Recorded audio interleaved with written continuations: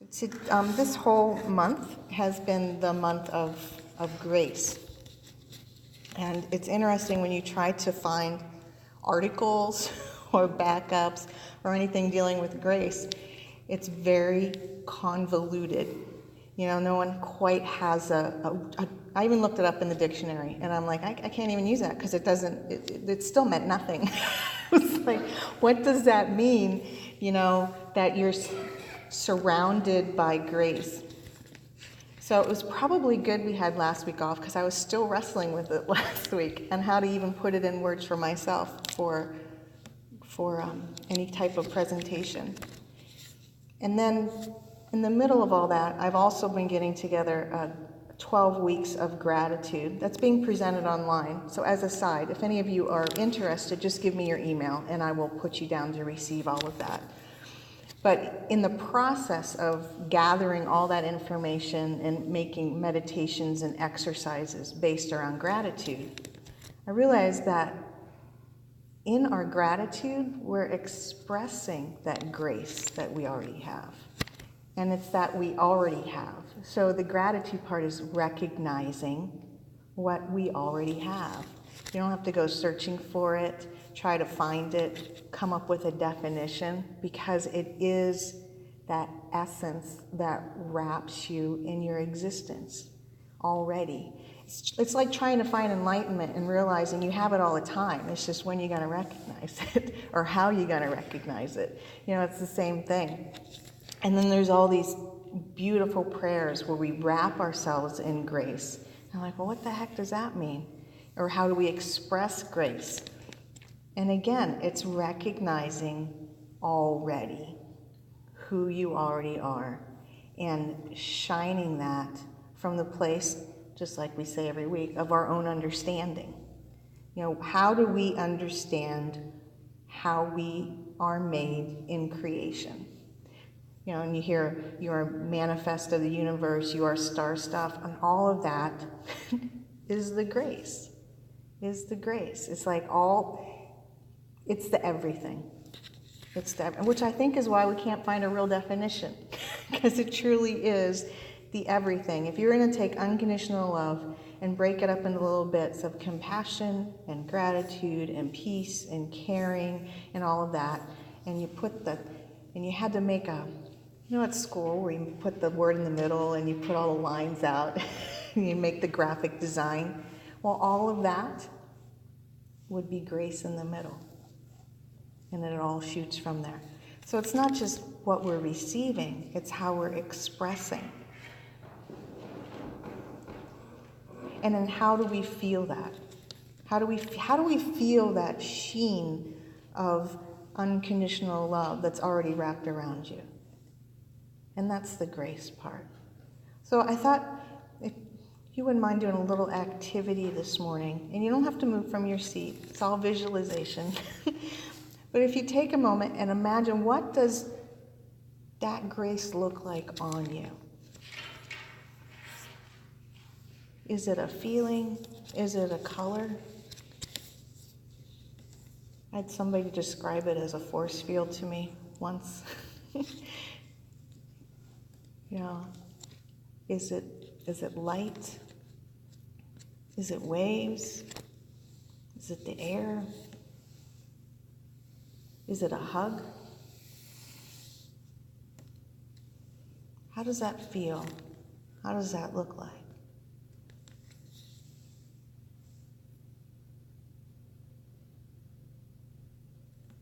And then go to a memory of somebody in your family or somebody you interact with a lot. And notice how grace is on them.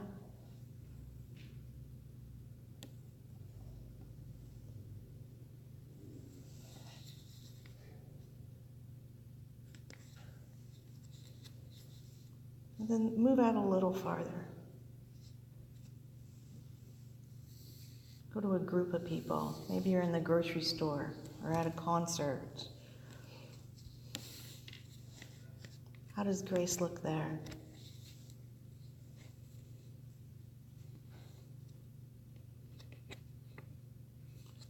And then decide, is it really just around the people, or is it what we're walking in? Look in between the spaces, in between the people, in between the buildings, the aisles, the seats.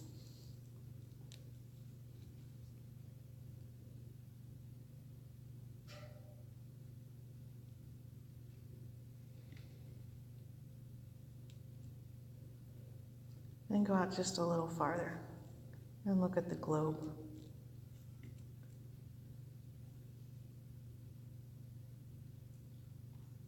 What's it look like there? Feel like? What does it sound like?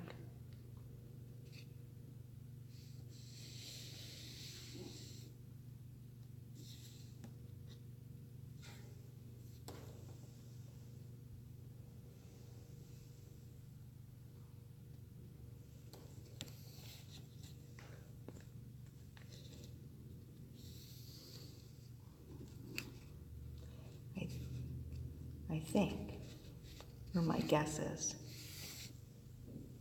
that we can't get away from it. And it's not so much a gift as an as is. And if there are actual gifts, I like to say talents a lot more than gifts, because gifts makes it sound like you're special, you're not, that kind of thing. And yet, we all have them. We all have the talents. And yet, the grace, the ability to recognize grace, to share it, to express it, to feel it, is universal. If everybody has a universal talent, because you're made from that already. There's a teacher, her name is Caroline Meese, and she's a great healer, she's a great spiritual teacher. You can look, she's got a bazillion things out there, so if you're remotely interested, you can find her. She has a prayer that she says frequently that came from Teresa of Avila. And it's, wrap me in grace, O Lord. Let me feel that grace.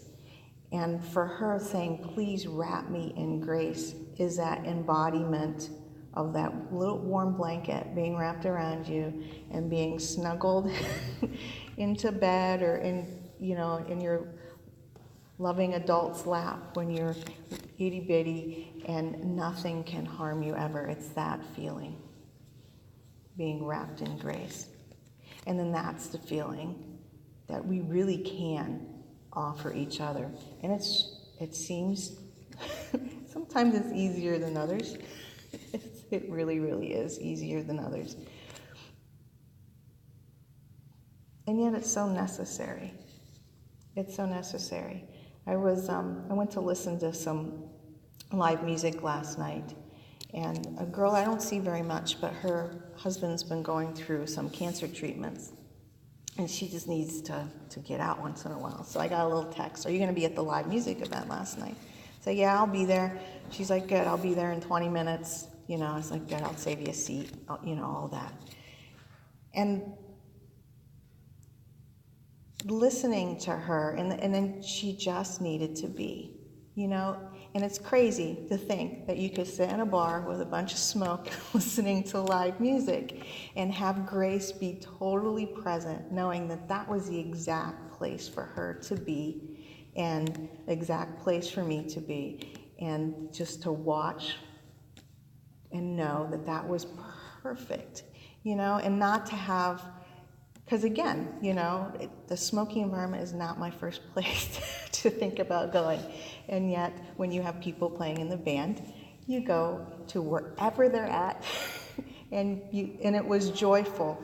And there were people there that were joyful, and even in those places that, you look around and, people doing this and that, and yet it just felt perfect. And you knew that even in that environment, in that little place, grace was absolutely present. And for me, it was noticing, my friend being there of all else, because she, I don't know, for me, everybody else in the place, she needed that more than anything, just to sit there for those 3 hours and be in some place totally different than what she had been in. So don't knock your experience, I guess, also. Because sometimes we think our grace experience needs to be this angels singing on high. And last night it was a smoke-filled bar with really loud guitars and blues singing, you know, and yet you couldn't get away from the joy and the grace in the place and how much that meant for some of those people there to be able to be there that evening in that spot. You know, because I think we try so hard to make it perfect in order to see it, or it has to be perfect in order to see it, and yet it's perfect always. So I challenge you to notice whatever your experience was in that little exercise, to notice it, try, attempt, allow yourself to notice it even when you're not in the setting, even when you're out and about, you know, in the snowstorm, when the kids don't want to go to school, you know, listening to blues play and knowing that it's perfect.